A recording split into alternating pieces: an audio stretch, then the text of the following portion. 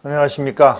2016년도 물류 관련 법규 강의를 시작하도록 하겠습니다.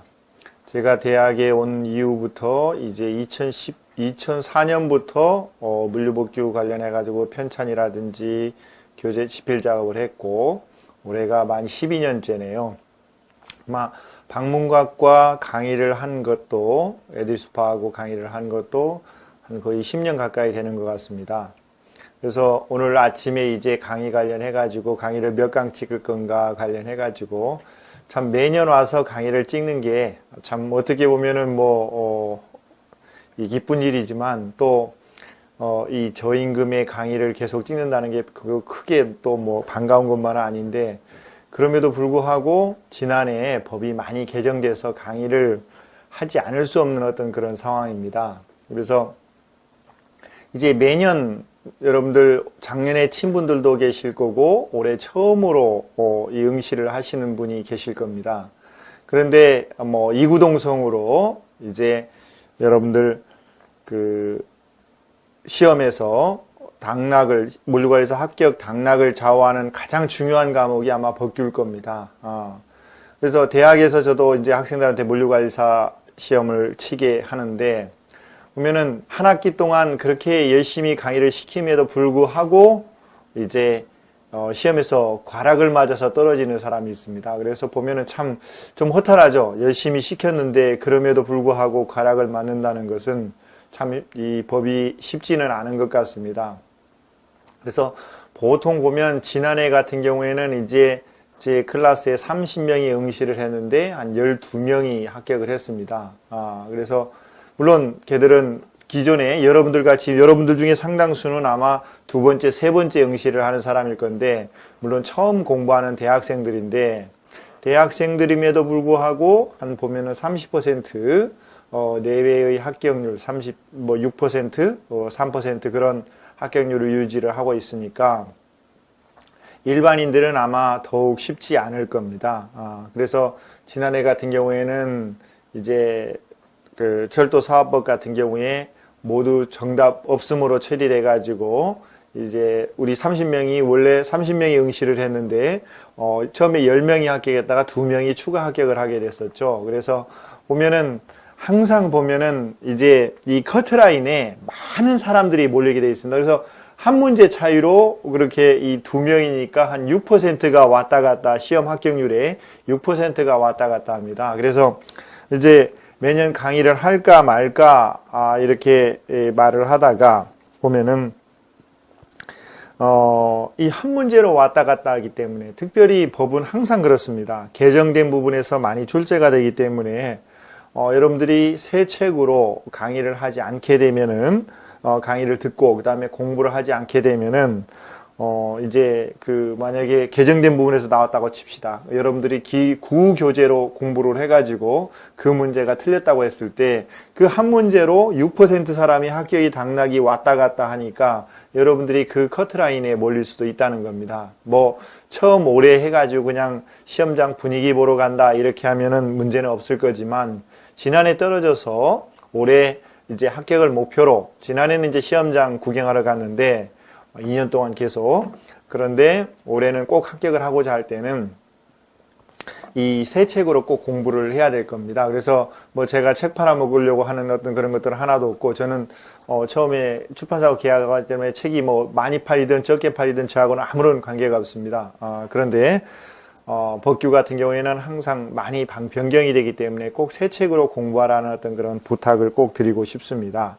제 책이 아니라도 좋습니다. 여러분들이 어떤 책이든지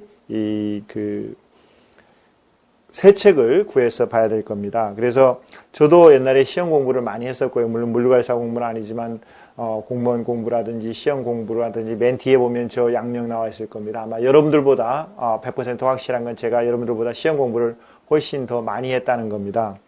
그런데 법규 관련해 가지고는 항상 새 책으로 저도 공부를 했습니다. 대학교 때 공부를 할 때 저도 돈이 거의 없었죠. 그렇지만 책 사는데 저는 돈을 아끼진 않았습니다. 여러분들 같은 경우에도 이제 대부분 지금 B2C 온라인 강의를 듣는 분들은 아마 대부분 이 직장 다니신 분이 많이 있을 겁니다. 그런데 책 보면은 뭐 옛날에 할인도 많이 했는데 도서점까지 하면서 할인도 별로 많이 안 해주는 것 같아요.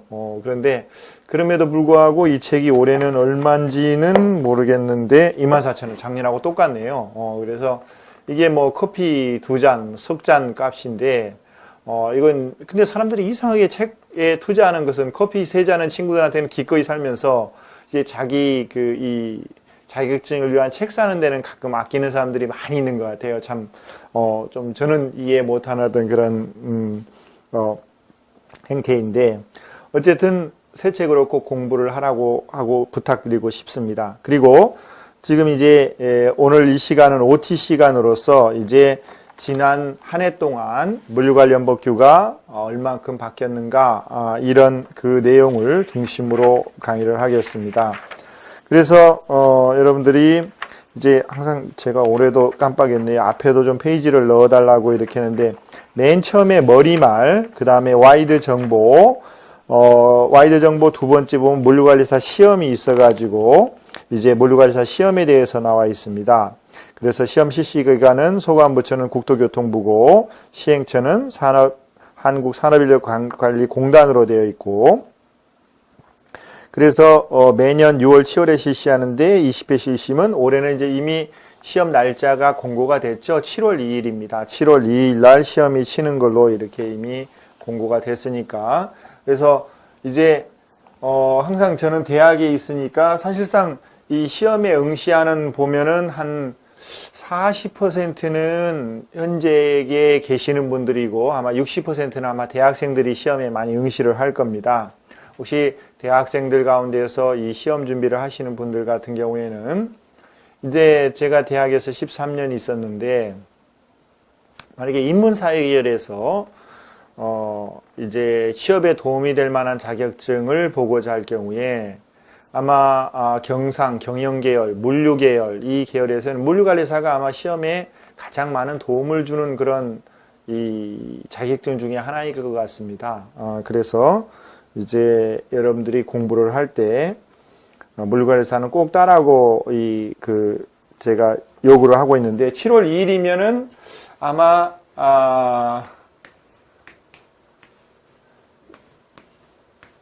이게 보면은 올해 제가 보니까 2월 말에 이 강의가 시작되면은 15주, 16주 하면은 아마 7월 2일까지 기말고사가 끝나고 아마 2주 정도 남을 겁니다. 그래서 여러분들이 시험 계획을 잡을 때 이제 미리부터 공부를 쫙 해가지고 다 몇 번 한 최소한 2회독은 해놓고 그 다음에 이제 기말고사 끝나고 2주만 집중을 하게 되면 물관사는 충분히 합격할 수 있는 어떤 그런 시험입니다. 그래서 제가 아까 말했지만 10년 동안 여기에서 강의를 했고 책을 편찬하는 것은 벌써 한 12, 13년 동안 계속 하고 있는데 이건 제 경험입니다. 그래서 물론 2주로 할 때 이거 풀타임으로 해야 되죠. 그렇죠? 하루 13시간, 14시간 해가지고 2주만 열심히 공부를 하면 합격할 수 있습니다. 근데 물론 다시 한번 말씀드립니다. 이게 아까 전공 관련 어떤 그런 이 배경 지식이 어느 정도 있는 사람들의 말입니다. 그래서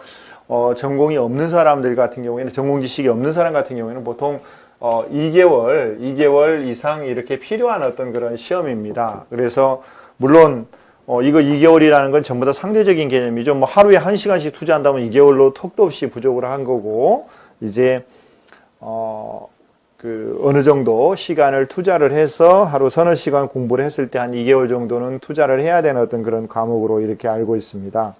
그래서 그 다음에 보면은 이제 물류관리론 시험 과목이 나와 있죠. 시험 과목이 물류관리론, 화물운송론, 국제물류론, 보관하역론, 물류관련법규입니다. OT 시간이니까 항상 말씀드리지만 여러분들이 1교시에 3과목, 2교시에 2과목인데 보통 1교시는 많이 잘 넘어가고 2교시에서 보통 여러분들 소위 말로 멘붕이 오는 경우가 많이 있죠. 보관하역론의 계산 문제, 그 다음에 법규의 길고 난해한 문제. 그래서 학생들이 가끔 이런 말을 합니다. 한글인데 분명히 소리내어 읽을 수는 있지만 그 뜻을 파악하기 어려운 문제다. 이런 문제들이 상당히 많이 나오는 경향이 있습니다. 그래서 1교시 같은 게 물리관리 화문서 국제물리로는데 이제 아마 자기의 전공 배경 지식에 따라서 이 과목이 난이도가 좀 결정이 되는 것 같습니다.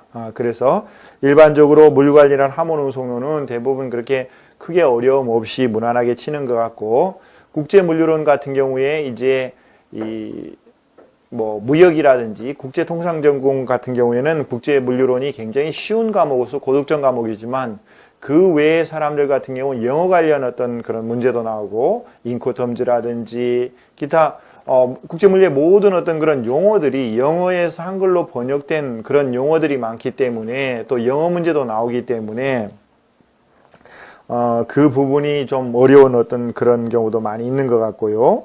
보관학로는 약간의 개선 문제가 있고, 그 다음에 법규입니다. 그렇죠? 법규에 보면은 이제 오늘 OT 시간에는 법규에 대해서 하는 겁니다. 그래서 거기에 보면 이 표는 이 물리정책기본법에 나와 있는 별표에서 그대로 뽑아온 겁니다. 그래서 법규를 보면 물리정책기본법, 물류시설의 개발 운영에 관한 법률, 화물자동차 운수사업법, 항만운송사업법, 유통산업발전법, 철도사업법, 그 다음에 농수산물 유통 및 가격 안정에 관한 법률, 이렇게 7개의 법률입니다.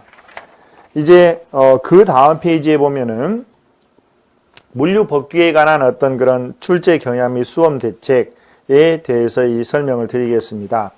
그래서 출제 경향 및 수험 대책 보면은 관연도 문제 분석 이렇게 나와 있습니다. 그래서 7개의 법률인데 항상 말씀드리는 게 이제 7개의 법률이니까 이게 많을 수도 있고 적을 수도 있는데 항상 보지만 법 밑에는 시행령 시행규칙이 거의 항상 따라온다 그랬죠. 헌법이라든지 상법 몇 개의 법률을 제외하고는 이제 거의 다 시행령 시행규칙. 시행령은 일반적으로 대통령령이라 그러고 시행규칙은 이제 부령, 이제 장관이 만드는 어떤 그런 만들어서 공포하는 그런 법령이죠. 그래서 법률 7개의 시행령 시행규칙이 있으니까 전체 곱하면 곱하기 3 해서 전체 21개의 법령이 여러분들의 시험 대상입니다. 그래서 작으면 작은데 많다고 보면 결코 작지 않은 그런 이 분량이죠. 한번 책 분량만 이렇게 보십시오. 근데 책 분량도 여러분들 처음부터 너무 겁먹지 마시고요. 뒤에 이제 부록 이 부분은 이제 빼야 되죠. 그렇죠? 부록 빼야 되니까 부록을 빼고도 보면은 약 500페이지입니다. 500페이지. 결코 작지 않은 어떤 그런 이 분량인 것 같습니다. 그래서 첫째는 많다. 분량이 많다. 이거 여러분들이 첫째 알아두셔야 되고, 두 번째 7개 법령이 있는데 7개 법령의 어떤 그런 이 색깔이 다 다릅니다. 색깔이 다 다르고, 그 다음에 또 하나는 뭐냐면 출제 비중이 다 다르다는 거죠. 아까 여러분들이 시험 과목이 5과목이다 관련해가지고 5과목 관련해가지고 자기에게 맞는 그런 과목이 있고 맞지 않은 과목이 있다. 그래서 3과목 정도는 정말 열심히 해가지고 여러분들이 80점 이상 맞아야 되고 나머지 과목에서 이제 한 50점 정도, 5, 60 정도 받는다. 이렇게 하지만 합격합니다. 그래서 보면은 거의 다 모든 과목이 60점 내외로 왔다 갔다 하는 불합격 확률이 굉장히 높습니다. 그래서 왜냐면은 여러분들 컷 60점을 넘겨야 되는 거죠. 근데 넘기가 힘든 경우. 그래서 항상 고득점 과목에 한두 과목, 2과목은 반드시 있어야지만이 여러분들이 합격을 할 수가 있습니다. 그래서 이제 전체 5과목도 그렇고 법규 내에서도 7개의 법률이 있는데 7개의 법률의 출제 비중이 다 다릅니다. 그래서 여러분들이 이 7개의 법률의 출제 비중을 꼭 여러분들이 파악을 하고 알아야 될 겁니다. 그래서 이제 그 페이지에 보면 관연도 문제 분석 보면 17회부터 이제 똑같은 패턴을 유지를 하고 있는데요. 보면은 가장 출제 비중이 높은 건 화물자동차 운수사업법입니다. 10문제입니다. 그리고 물류정책기본법, 물류시설의 개발 운영의 법률이 각각 8문제씩 계속 똑같은 그런 이 패턴으로 추체가 되고 있습니다. 유통산업발전법에서는 이제 지난 3년 동안 이 5문제씩 출제가 됐고요. 항만운송사업법은 3문제, 철도사업법 4문제, 농산물 유통 및 가격 안정에 관한 법률 2문제씩 이렇게 출제가 되고 있습니다. 그래서 OT 시간에 여러분한테 제가 꼭 말씀드리는 거 있죠. 사실 아까 말했지만 60점을 목표로 해가지고 5과목을 똑같이 균분해서 공부를 한다 그러면은 거의 떨어질 확률이 99%라 그랬죠. 이 시험도 역시 이 법규 시험도 마찬가지입니다. 이 7개의 법률을 모두 똑같이 균분해가지고 공부를 하면 여러분들은 100% 여기 물류법규에서 꽈락을 맞을 겁니다. 그도 그럴 것이 맨 마지막에 한번 그 법률에 보면 농산물 유통 및 가격 안정에 관한 법률이 있습니다. 이 법률이 매년 지금부터 끝까지 보면은 2문제가 출제가 되고 있습니다. 여러분 책을 한번 보면은 이제 책 이게 까만 게 있어서 여러분들 표시하기 좋죠. 찾기 좋은데 436페이지부터 약 여기 문제까지 하면은 513페이지까지 하면은 약 70페이지가 그래서 보면은 아마 두께로 보면은 아마 3번째 아니면 4번째 그런 두꺼운 법률인데 여기서 2문제밖에 출제가 안 된다는 겁니다. 근데 분량이 많고 여러분들이 실생활하는 거 물론 뭐 농산물 관련 유통을 하시는 분이라면 모르겠는데 그렇지 않은 분 같은 경우에는 굉장히 좀 이해하기 어려운 법률이라서 물론 제가 정규 강의 시간에는 이거 다 강의를 합니다. 그런데 시험 이게 다가오면은 저는 과감하게 이렇게 포기하라고 말씀을 드립니다.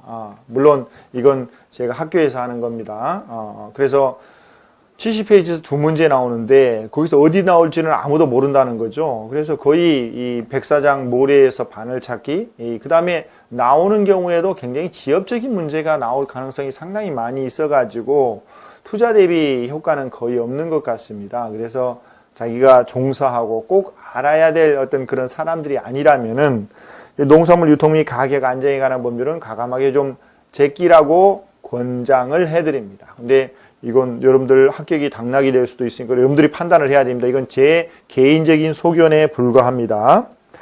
그래서 이제 나머지 6개의 법률 보는데 그래서 화물자동차 운수사법은 우리 생활에게 밀접하게 하고 가장 출제 비중도 높으므로 많이 심도 있게 공부를 할 필요가 있고 나머지 이제 물류정책기본법 그 다음에 유통산업발 전망하는데 물류시설의 개발 및 운영 법률 같은 경우에는 8문제가 출제되지만 이제 이 책의 이 순서는 다른 여러분들이 시중에 있는 법규책하고는 좀 순서가 다르게 되어 있다는 걸 알 수가 있을 겁니다. 그래서 다른 법률, 다른 책 같은 경우는 전부 다 아까 이제 나오는 대로 시험 문제도 그렇게 나옵니다. 시험 나중에 기출문제 보면 알겠지만은 물류정책기본법, 물류시설의 개발 및 운영에 관한 법률, 화물자동차법 이런 식으로 쭉 하는데 저는 이제 유통산업발전법을 물류정책기본법 다음에 이렇게 강의를 하게 되죠. 그리고 물류시설의 개발 및 운영에 관한 법률을 농안법 바로 앞에 둬가지고 거의 맨 마지막 부분에 이렇게 배치를 했습니다. 그 이유는 뭐냐면은 물류시설의 개발 및 운영에 관한 법률이 좀 어렵습니다. 그리고 출제 여러분들이 문제를 보더라도 문제가 굉장히 깁니다. 그래서 난해합니다. 아까 제가 말했지만 읽을 수는 있지만 그 뜻을 파악하기 어려운 문제가 물류시설의 개발 및 운영에 관한 법률에서 많이 출제가 되는 그런 경향이 있습니다. 그래서 이제 보통 사람들이 책을 볼 때 순서대로 공부를 하죠. 그렇죠? 그래서 내가 만약에 물류시설 및 개발의 운영에 관한 법률을 이 책의 편지에서 2번째 놨다 그러면 많은 사람들이 2번째 법률 공부하다가 물류법규를 포기하는 그런 경우가 많이 생길 것 같아서 저는 이 법률을 좀 뒤로 팍 빼놨습니다. 그래서 앞에를 다 공부하면 이게 좀 더 이해하기 쉬운데 처음부터 어려운 법률이 들어가 있으면은 여러분들의 좌절을 겪을 것 같아서 순서를 이렇게 바꿔놨습니다. 그래서 여러분들이 이제 무조건 이 OT 시간이니까 OT 시간 없이 여러분들이 바로 뭐 강의를 다른 기본 강의로 들어갈 수 있지만 OT 시간에 꼭 좀 여러분들이 생각을 해야 될 게 5과목에서 물관리사 전체 시험 과목 5과목 중에서 여러분들이 어떤 과목에 집중을 할 것인가 그 전략 부분에 대해서 좀 생각을 해주시고 그 다음에 이제 이 법규 내에서도 역시 전략이 필요하다. 농안법을 임들여서 할 필요가 거의 없는 것 같다. 그 다음에 순서대로 하는데 여러분들이 법규 이 개별 법률에 따라 가지고도 이제 여러분들이 순서라든지 경중을 조금 달리할 필요가 있다는 겁니다. 그래서 이제 보면 여러분들이 책을 처음부터 끝까지 봐야 되는 그런 법칙 절대 없습니다. 여러분들이 좋아하는 법률, 여러분들이 편한 법률, 이 동영상 강의 같은 경우는 전부 다 각각 나눠놨죠. 그렇죠? 그래서 자기가 원하는 법률을 먼저 듣는 게 좋다고 생각을 합니다. 처음부터 하다가 괜히 여러분들 흥미를 잃고 난관에 복잡하게 그 과목을 포기하는 것보다는 여러분들이 원하는 법률, 출제 비중이 높은 법률 이런 것 위주로 이렇게 여러분들이 준비를 하면 될 겁니다. 개별 강의 시간에 말씀드렸지만 여기 보면 철도사업법이라든지 항만운송사업법, 유통산업발전법 같은 경우에는 출제 비중이 다른 법률에 비해서 좀 낮습니다. 근데 다행인 것은 그러한 법률들은 분량이 좀 적습니다. 그래서 다른 법률과 거의 대등하게 공부를 해도 전혀 문제가 없을 것 같습니다. 그래서 여러분들이 순서 및 개별 법률 출제 비중에 대해서 여러분들이 꼭 이렇게 알아두시라. 맨 앞으로 다시 오십시오. 머리말 부분입니다. 이 부분이 굉장히 중요한데 굉장히 중요한 시간입니다. 여러분들 지금 이 OT 시간이 왜냐하면 지난해 개정 동향 이것을 제가 지금부터 말씀을 드리려고 합니다. 이걸 모르고 여러분들이 공부를 했을 경우에는 내 생각에는 한 서너 문제, 5문제, 최대 5문제까지 여러분들 왔다 갔다 하는 굉장히 중요한 문제입니다. 개별 법률을 공부를 해가지고 하나의 어떤 그런 이 문제를 맞추는 것도 중요하지만 전체 그림을 그리고 시작하는 것도 굉장히 중요하죠. 특별히 여러분들이 책을 사지 않았다면은 책을 사지 올해 여러분들이 발간된 책을 사지 않았다면 이번 OT 시간은 여러분들 굉장히 중요한 시간이 될 겁니다. 그래서 보면은 물리과에서 시험에 7개 과목이 있는데 2015년, 2016년 초까지 이게 지금 2월 1일자로 아마 책이 나올 건데요. 7개 법률 모두 크고 작은 개정이 있었습니다. 그래서 7개 법률이나 되니까 개정이 안 걸리는 그런 경우가 없습니다. 그래서 다른 강의는 제가 잘은 모르지만 물류관리론이나 이런 것들은 아마 몇 년에 한 번씩 책이 바뀔 겁니다. 그런데 이 물류법규는 매년 책을 바꿔야 됩니다. 그래서 저도 사실 연말하고 연초에 다른 일정도 많이 있지만 이 책을 바꾸는 그런 과정은 매년 연례 행사로 이렇게 하고 있습니다. 그래서 7개 법률이 되니까 제 개정에서 빠져나가는 법이 항상 없다. 그래서 여러분들이 공부를 할 때 반드시 새 책으로 공부를 해야 된다. 근데 이제 이미 여러분들이 주의를 할 게 이미 개정이 된 것은 전혀 문제가 없습니다. 이미 개정이 돼버렸으면은 전혀 문제가 없는데 개정이 되지 않고 이제 개정이 됐는데 아직 시행이 되지 않은 것. 그래서 법률은 개정됐는데 아직 시행령 시행규칙이 안 나온 것들 이게 문제인 것 같습니다. 이제 이 책에서 법률 시행령 시행규칙이 지난해 말까지 1월 초까지 개정된 것은 제가 이 책에 다 반영을 했습니다. 그런데 이제 개정은 됐지만 시행 예정일이 아까 여러분들 시험일이 언제라 그랬습니까? 시험일이 7월 2일이죠. 여기 7월 2일인데 시행일이 6월 30일로 되어 있습니다. 6월 30일. 6월 30일로 되어 있는 그런 법률이 2개가 있는데 이 2개가 이 문제는 뭐냐면은 법률이 개정되고 나서 시행령 시행규칙이 좀 일찍 나오면 제가 추록을 빨리 만들어 가지고 할 건데 거의 시행일이 문제는 뭐냐면 이게 시험일 이전에 이게 시행일이 있다는 겁니다. 시행일 이후에 가령 여러 가지 유통산업발전 같은 경우에는 어느 한 법률은 7월 6일부터인가 7월 12일부터인가 시행일이면 시험 범위에 해당 안 됩니다. 그래서 뭐냐면은 시험일 기준으로 인해 가지고 시행되고 있는 법률에서 시험 문제를 출제를 하기 때문에 이제 시험일 이후에 시행되는 법률을 여러분들이 공부 안 하셔도 됩니다. 근데 시험일 기준으로 시행되는 어떤 그런 법률은 공부를 해야 되는데 이 6월 30일에 시행 예정인 법률이 2개가 있다는 겁니다. 그렇게 되면은 이제 여러분들은 제가 하지만 근데 거의 그런 법률 같은 경우에는 6월 30일에 임박해서 이제 이 법률이 시행령 시행규칙이 나온다는 거죠. 그래서 그 부분을 여러분들이 좀 주의 깊게 봐야 됩니다.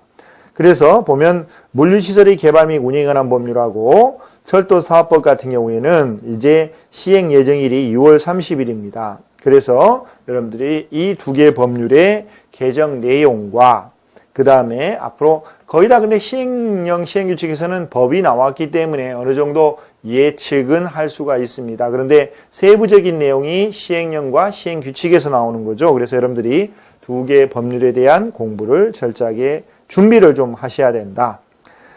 그 다음에 유통산업발전법 같은 경우에도 이제 시행일이 2016년 5월인데 아직 시행령 시행규칙이 안 나왔다는 것, 이 부분. 그래서 세 개의 법률입니다. 그래서 이제 유통산업발전 같은 경우에는 거의 확실하게 여러분들이 그 개정된 부분을 공부를 해 두셔야 되고, 이제 물류시설의 개발 및 운영의 법률하고 철도사업법 같은 경우에는 이 30일 날 나오면은 이 시험에 반영이 안 될 경우가, 안 될 가능성이 상당히 높습니다. 왜냐면은 이제 보통 시험 몇 주 전에 문제가 출제가 되고, 그 다음에 시험 이 일주 전부터 이제 시험인들이 가가지고 문제 선정 및 검토를 하게 되는데, 그래서 이게 일주일 내기 때문에 이 두 개 법률은 반영이 될 수도 있고 안 될 수도 있습니다. 근데 반영 안 돼. 그래서 만약에 6월 30일 훨씬 이전에 시행령 시행규칙이 나와버리면은 이거 뭐 반드시 다 반영이 되는데, 만약에 그때까지 한 6월 초까지 이게 안 나온다 이렇게 할 경우에는 6월 초 아니면 중순에서 문제가 출제가 되니까 이게 반영 안 될 가능성도 상당히 많이 있습니다. 근데 이제 유통산업발전법은 반드시 반영이 되니까 여러분들이 꼭 준비를 해 두셔야 될 겁니다. 개정된 부분에 대해서요. 그 다음에 이제 이 작년에 주로 개정된 부분에 대해서 여러분들이 이제 아셔야 되는데, 첫 번째는 물류정책기본법입니다. 그래서 물류정책기본법에서 이 변경된 부분, 가장 큰 그 변경된 부분, 인증이 이 우리 그 관련 법규에서 6개의 인증이 있었는데 이걸 거의 다 폐지를 했습니다. 그래서 보면 6개 인증이 다양하게 운영되어 있지만 일반 국민이 혼동할 수 있고, 다양한 인증을 받기 위해서는 기업에게도 경제적, 행정적 부담을 작용하고 있었다. 그래서 인증제를 2개로 통폐합했습니다. 그래서 이제 종합물류기업 인증, 우수 국제물류주선업체 인증, 우수 녹색물류실천기업 지원, 그 다음에 우수 창고 물류업 인증, 그 다음에 우수 화물 운송업, 그 다음에 우수 화물 정보망, 이 조항을 개정 및 삭제를 했습니다. 그래서 물류정책기본법이 되면서 관련 법에 그런 내용들이 다 삭제가 됐죠. 그래서 이제 여러분들이 만약에 새 책으로 공부를 안 할 경우에 새 책에서는 그 관련 내용 다 삭제를 했습니다.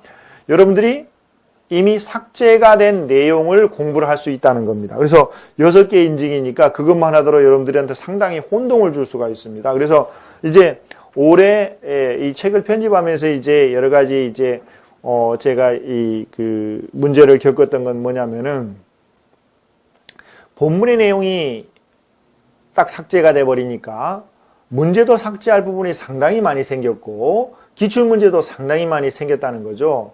가령 예를 들어 가지고 이제 작년도 출제된 문제, 재작년 출제된 문제 가운데서도 이 6개 인증이 없어져 버리니까 삭제될 부분이 여러 가지 생겼다는 거죠. 그래서 여러분들 기출문제 풀이해 보면은 이제 법이 개정돼 가지고 이제 정답이 없다 이렇게 나는 삭제를 해버리라니까 40문제를 갖춰야 되니까 삭제하면 안 됩니다 이렇게 해가지고 했는데, 해설 부분에서는 법령이 개정돼 가지고 이 문제는 삭제되었다 이렇게 해가지고 표시를 해둔 게 있습니다. 그래서 그게 되니까, 그래서 보니까 기출문제 쭉 분석을 해보니까 이 6개 인증 제도가 폐지됨으로 인해 가지고 매년 이제 한 2문제 정도 출제되는 거예요. 그 부분이 없어졌다는 거죠. 그래서 여러분들이 책 곳곳에서 없어진, 그래서 보면은 이제 여러분들이 그 부분을 X표를, 만약에 옛날 책을 사용하신다면 X표를 싹싹 해 보십시오. 그래서 보면은 종합물류업 인증은 이제 우수 물류업 인증으로 이제 바뀌었습니다. 내용이 상당히 바뀌었으니까 그거고요. 우수 국제물류 인증 싹 날려보십시오. 그 다음에 녹색물류 실천기업 지원에 관한 부분도 싹 날려버려야 되고요. 우수 물류 창고 이것도 싹 날려버려야 됩니다. 그 다음에 화물등송 운수사업법에서 이제 우수 화물 운송업 이것도 싹 날려버려야 됩니다. 우수 화물 정보망 인증 이것도 싹 날려버려야 됩니다. 그래서 여러분들이 그런 것들은 찾아가지고 여러분들이 X표를 딱 해가지고 헛수고를 하지 않도록 여러분들이 하셔야 됩니다.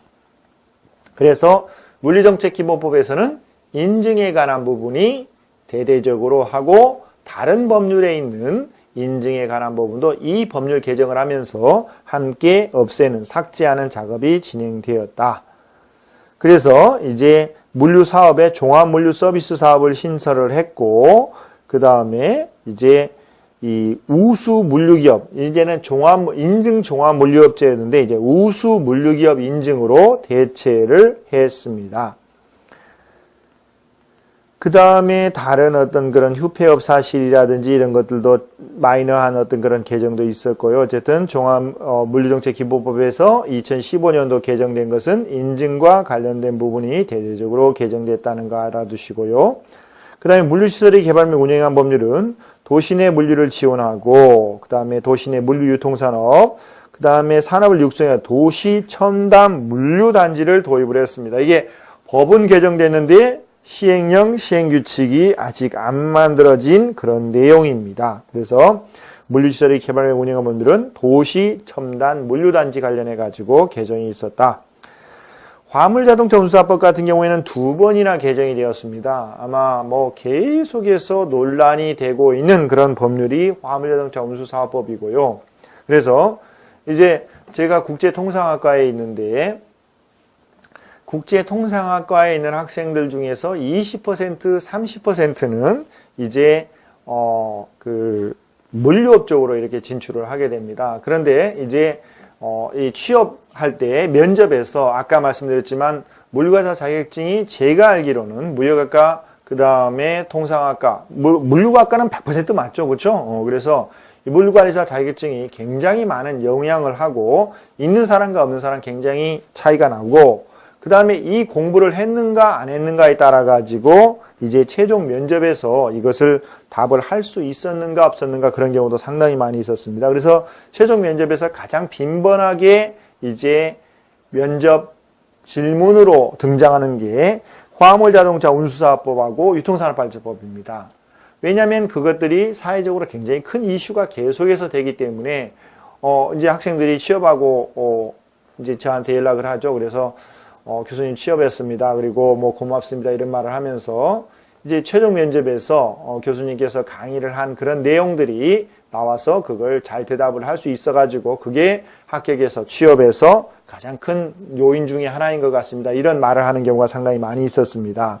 그래서 이제 그게 바로 화물자동차 운수사업법입니다. 2번 개정되었는데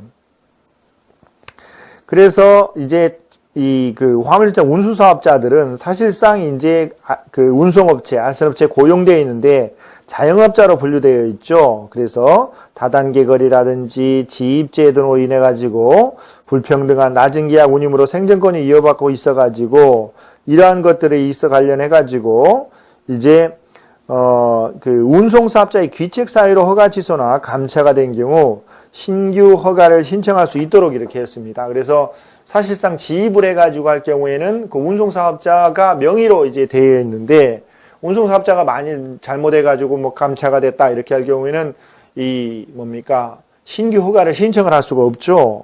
그래서 증차를 할 수가 없습니다. 그럴 경우에 이러한 사람들이 구제를 받을 수 있도록 했고 그 다음에 위수탁 차주의 계약상의 지양도 허용하고요. 그 다음에 위수탁 계약 불공정 계약 무효화 그 다음에 위수탁 계약에서 자서 실태조사 이와 같은 어떤 그런 위수탁 계약과 관련한 공정성 강화 제도를 했고요. 그 다음에 12월 달에도 개정이 이루어졌는데 영업상 중요한 사항인 운송 주선 정보실 유출 피해를 방지하기 위해 가지고 화물 운송 실적 관리 시스템 보안 대책을 마련하고 해당 정보를 변경, 삭제하거나 권한 없이 정보를 검색, 복제하는 행위를 자에 대해서 이제 벌금에 처하도록 이렇게 규정을 하고 있습니다. 그 다음에 이제 유통산업발전법인데요. 유통산업발전법은 아까 봤듯이 5문제가 이렇게 출제되는 그런 문제였죠. 그래서 유통산업발전은 물류시설 인증제도가 이제 KS 제도와 별도로 운영되어 가지고 기업에 부담을 주고 있다 이렇게 해 가지고 이를 폐지를 했습니다. 그래서 인증제도가 뭐냐면은 물정책 기본법에 의해 가지고 6개 인증제도가 하나로 통합됐고 유통산업발전법에서 있는 내용이 빠져버렸고 그래서 인증제도가 정말 대폭적으로 이렇게 개정이 되었습니다. 그래서 여러분들이 이제 옛날 책으로 공부를 하는 경우에 아까 이 물리정책 기본법에 의해 가지고 없어진 그런 내용들을 인증제도를 다 없애야 되고 유통산업발전법 관련해 가지고 물류설비 인증제도도 여러분들이 없애야 됩니다. 그래서 기출문제를 쭉 봐도 이 물류유통산업발전법 같은 경우에는 이제 그 인증제도가 시험에 출제된 적이 거의 없었습니다. 옛날에 한두 번 출제가 됐었는데 어쨌든 그러한 부분이 이렇게 없어졌다. 그 다음에 이제 전통사항 시정 보호하기 위해 가지고 이제 준대규모 점포의 정의 등록을 존속기한을 5년 동안 이렇게 연장을 했었죠. 그래서 전통 이제 상업 보존구역 안에 1km 내에서 이제 대규모 점포, 준대규모 점포 개설을 할 수 없도록 하던 그 규정을 이제 한시적으로 했었는데 그게 연장됐었고요. 그 다음에 철도사업법, 아까 말씀드렸지만 법률이 개정됐지만 시행령 시행규칙이 아직 마련되지 않았다 그랬죠. 그래서 요건 등을 명확히 하려 했고요. 그래서 이러한 부분이 새로 개정이 된 부분입니다. 그래서 여러분들이 지난해 책을 본다 그랬을 경우에 아까 말했지만은 물리정책 기본법에 이제 인증에 관한 부분, 종합물류비 인증 관련 부분이 완전히 개정됐으니까 그 부분 새로 공부를 해야 되고 그 다음에 이제 삭제된 5개의 인증제도 다 없애버리고 여러분들이 공부를 해야 되고요. 화물자동차 운수사법은 굉장히 많은 내용들이 개정됐기 때문에 여기도 토탈리 새로 공부를 좀 하셔야 될 것 같고 유통산업발전법, 그 다음에 철도사업법 이러한 것들도 역시 개정이 되어 있고 물론 항만운송사업법도 개정이 되어 있습니다. 근데 미미한 부분이라고 제가 여기에 표함을 안 했고 아까 물류시설 및 개발의 운영에 관한 법률 같은 경우에 이제 도시첨단 물류 어떤 이런 것들이 도입됐는데 아직 시행령 시행규칙이 안 나왔다. 그래서 여러분들이 이러한 부분을 좀 고려를 하셔가지고 여러분들이 준비를 해야 될 것 같습니다. 그래서 이번 시간에 OT 시간인데 굉장히 중요한 시간이었습니다. 여러분들 먼저 첫째는 5과목 중에 여러분들이 역점을 둬야 되는 과목 그것들을 좀 정하자. 법규에 있어서도 7개 법률 중에서 이제 출제 비중을 고려를 해가지고 하는데 여기 지금 머릿말에서 봤듯이 출제 비중이 가장 높은 화물자동차-운수사법이 지난해 올해 초에 많이 개정되었으므로 이 법은 반드시 새로 개정되는 부분이 막 중간중간에 바뀌었기 때문에 그러한 부분을 여러분들이 꼭 보완해가지고 공부를 하자. 그 다음에 물류정책기본법 그 다음에 거의 모든 법률이 조금씩 다 개정됐지만 주요한 내용들이 있고 이제 유통산업발전법 그 다음에 이제 물류시설의 개발 및 운영으로 유통산업발전 같은 경우에는 아직 시행령 시행규칙이 안 나왔으므로 철도사업법과 같이 3개 법률 여러분들이 추후 개정되는 부분 그래서 개정된 부분은 제가 방문각 홈페이지 에듀스파 홈페이지에 개정이 완료되는 대로 추록을 만들어 가지고 제가 바로바로 이렇게 올려놓도록 하겠습니다. 그래서 여러분들이 새 교재로 하는 사람들은 이 교재 해가지고 하고 그리고 옛날 책으로 하는 그런 사람들 같은 경우는 개정 내용을 꼭 참조를 해가지고 공부를 하시길 바랍니다. 이상으로 첫 시간 OT 강의를 마치도록 하겠습니다. 감사합니다.